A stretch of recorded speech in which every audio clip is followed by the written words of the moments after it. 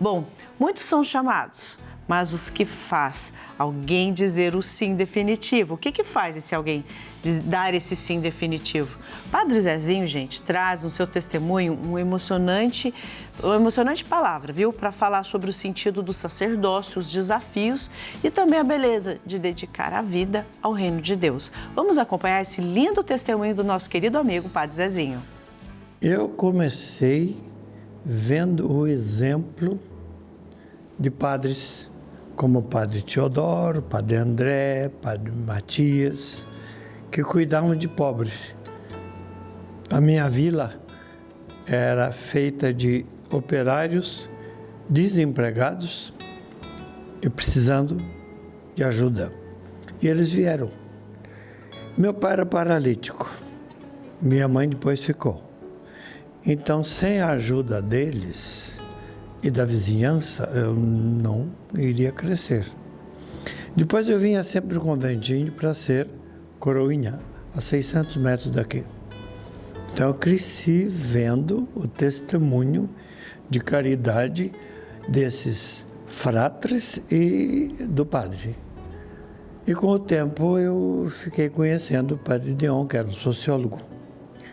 Então eu disse, eu acho que é por aqui que eu vou. Mais tarde, eu era jovem ainda, 12, 13 anos, 19, aí fui perguntado se eu ainda queria continuar padre edeoniano. Eu disse que sim. E então, fiquei padre em 1966 e continuei esse caminho. Eu acho que foi um chamado. Alguém deu exemplo, alguém fez caridade, alguém apostou em mim, na minha mãe, no pai, na vila. Eu vi gente crescer e eu também cresci, aí comecei a querer ajudar os outros. Então a minha vocação veio aos poucos pelo testemunho de quem ajudava os outros.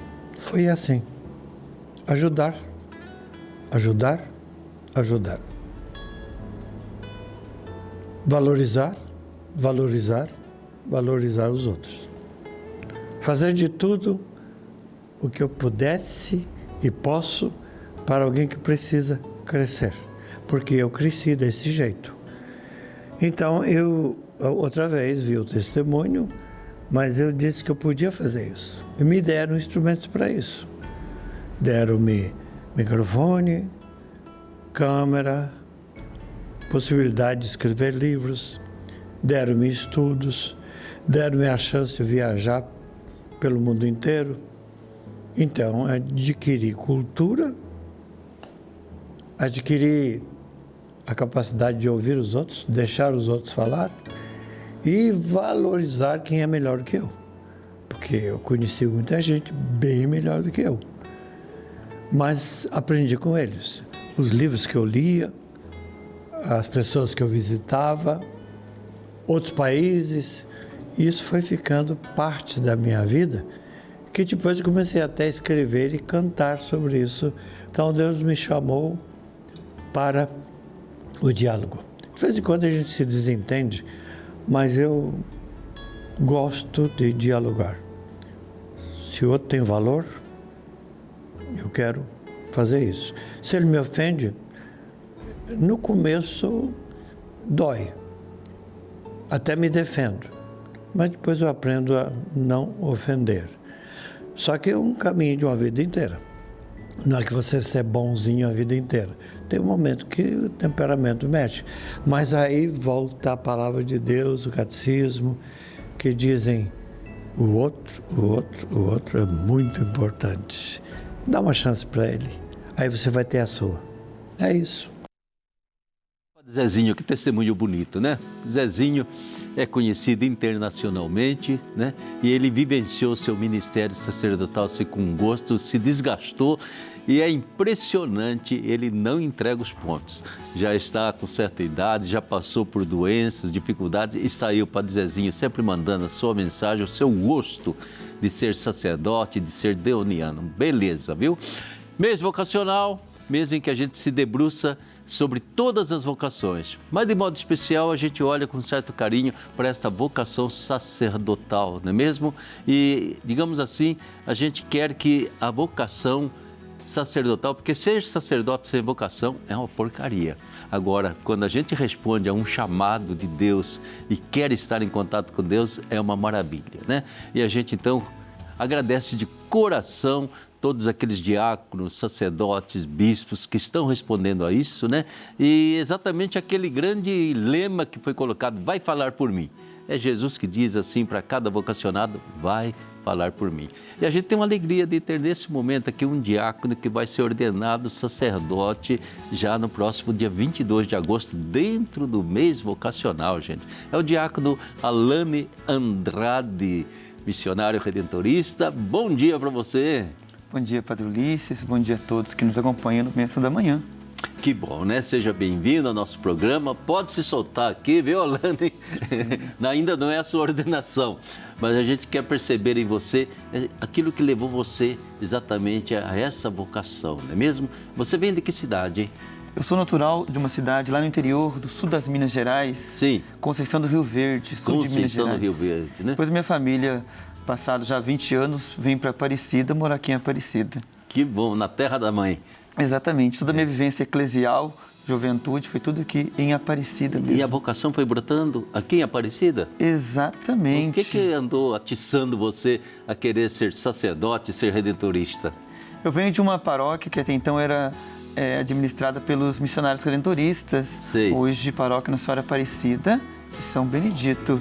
Então, ali aos cuidados redentoristas, também na Pastoral da Juventude, Sei. o padre, na época, padre Dalbó, me incentivava, falando de vocação, da vida religiosa consagrada, da vida missionária. Isso foi aguçando a minha vida. Eu fui sabendo mais o que era ser vocação, como poderia me doar, esse vai falar por mim, como o senhor disse anteriormente, soava no meu coração e no meu ouvido, vai falar por mim. Então, como missionário redentorista, até então, eu pensei no presbiterato para seguir a vida da igreja, ajudando o povo de Deus. Hein? E sacerdote redentorista, né? Porque se há um lema que toca direto do redentorista, vai falar por mim, porque o bom redentorista é falador. Exatamente, é o homem da palavra, né? Exatamente. Como as nossas constituições. Então, viu? E como é que você sente, para você, é um sentido para a vida de um ser humano, dá significação para a sua vida, dá beleza na sua vida, esse ser diácono agora, ser ordenado sacerdote? Como é que você sente isso lá no fundo do coração? É um processo que, claro, fazendo ao longo da minha vida, mas fico muito feliz porque a vida presbiteral, ela é uma diaconia perene. O presbítero, ele sempre está a serviço. O diácono, claro, vai servir a mesa da palavra, a mesa da Eucaristia, como também a mesa dos pobres. Então, quando eu pensei no presbiterato e viver essa minha vocação, no mesmo tempo, me dá um pouco de medo. O coração, às vezes, fica apertado, porque a missão é forte, né? Mas penso que Deus vai capacitando, vai me dando capacidade para que eu possa corresponder com esse chamado, né? Deus chama, mas Ele também envia em missão. Então, Deus vai falando no meu coração, me dando discernimento para que eu possa responder com responsabilidade, com cuidado, o povo de Deus, que conta com a missão do presbítero, com a ajuda do presbítero, para ser, de fato, o bom pastor, aquele que dá a vida pelo seu rebanho, dá a vida pelo seu povo. Sei. E esse gosto você tem de poder se dedicar, se doar, digamos assim, é com gosto que você se apresenta para a ordenação? Com certeza, é com toda a minha vida, tudo aquilo que eu tenho, tudo aquilo que eu sou, claro, com minhas debilidades, minhas fragilidades, mas com meu coração totalmente entregue ao Santíssimo Redentor, porque eu penso que a vida religiosa me dá essa capacidade, porque a vivência fraterna, o testemunho de vida que nós passamos pelas pessoas, muito me capacita a falar de Deus, porque as pessoas que acompanham, elas imaginam, olha, ele tem que falar de Jesus, então ele tem que ser o próprio Jesus. Então eu imagino que a figura do presbítero, igual como religioso que eu estou vivendo, vai me dar capacidade para que eu seja presbítero, claro, humilde, servidor, como o próprio Cristo foi, né? Servo de todos, né? Agora, não existe, Alane, não está na pergunta aqui, mas vou perguntar para você. Não existe uma tentação, muitas vezes, da gente querer ser padre e tudo isso no sentido de buscar uma dignidade social, ser mais importante da igreja, ser mais visto, ser elogiado? Essa tentação não anda por perto da gente? Exatamente, Padre Ulisses. Essa é uma das piores e grandes tentações, o que nós chamamos hoje, né, de status quo ou clericalismo, né? O Papa Francisco tanto combatia e Papa Leão vem nesse sentido também, porque o Papa Leão recentemente dizia que a bússola nossa é o Concílio Vaticano II, que não saiu de moda. E a sinodalidade é o caminho da igreja. Sim. E a sinodalidade, ela é o caminho da igreja no terceiro milênio.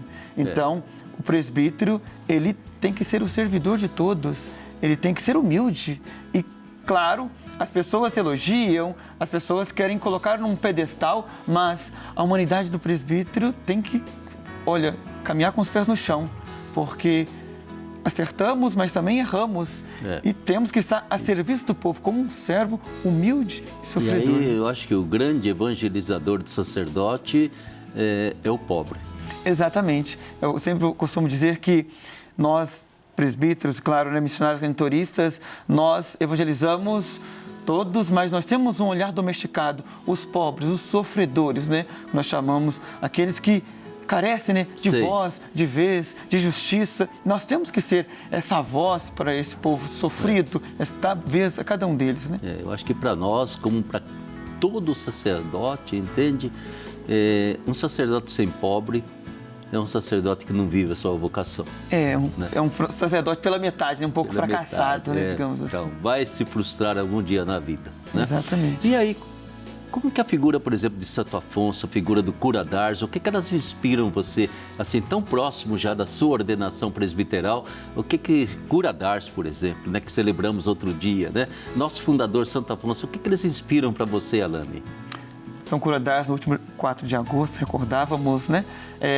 Ponto importante que eu recordo-me de Cura d'Ars, aquele que acolhia. Sempre falo também que Cura d'Ars viveu seu ministério presbiteral numa diaconia perene, seja lá no cuidado com os órfãos, é verdade. Também até na visita aos enfermos e aos necessitados. Cura d'Ars era enfático em cuidar de cada um deles. E no sacramento da reconciliação, ele, na cidade de Arnes, ficava por volta de 16 horas por dia na confissão, acolhendo e escutando as dores e as angústias do povo.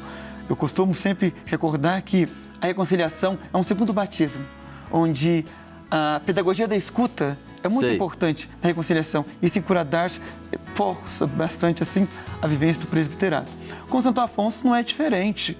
Confessor, patrono dos confessores, ele que trabalhava muito essa questão de a disponibilidade, o zelo pastoral, o equilíbrio, sempre acolher, cuidar, acompanhar as consciências. Isso na vida presbiteral formador de consciência, né? Exatamente. Na vida presbiteral é muito importante, no mundo em que vivemos, né? Onde tantos falam e às vezes falam até coisas que não são agradáveis, né? E às vezes até o próprio padre mesmo fala coisa que acaba deturpando a consciência do povo.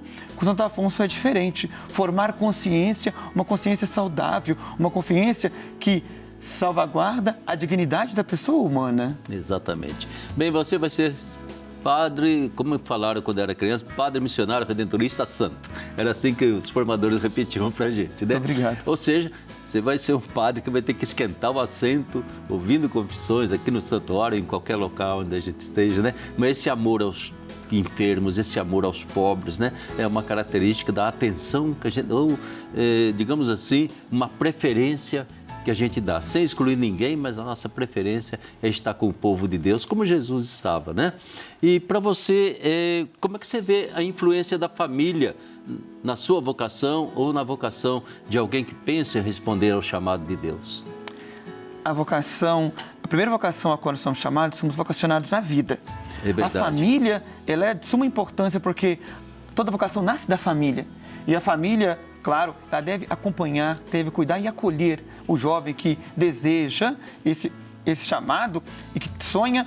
A família não deve meio que fazer com que ele abandone esse desejo, mas deve acompanhar, cuidar e ser testemunho e rezar pela vocação. É verdade. É triste uma família que o filho entrou pela vocação, já está tranquilo. Não, continue perseverando e rezando pela vocação, inclusive lá na sua família, porque a vocação, ela é gestada ali na família, mas ela tem que ser lapidada. O processo de discernimento é um processo longo e que a família tem que acompanhar. O vocacionado, ao entrar no seminário, claro, ele tem que ser acompanhado pelos formadores, mas jamais abandonar a sua família. A família também, ela acompanha de um modo indireto. E sua família acompanha bem você? Claro, as minhas irmãs acompanham, meus irmãos sempre acompanham, rezam, pedem oração e às vezes até puxão de orelha também. Olha, anda no caminho do bem, viu? Não desvie do caminho.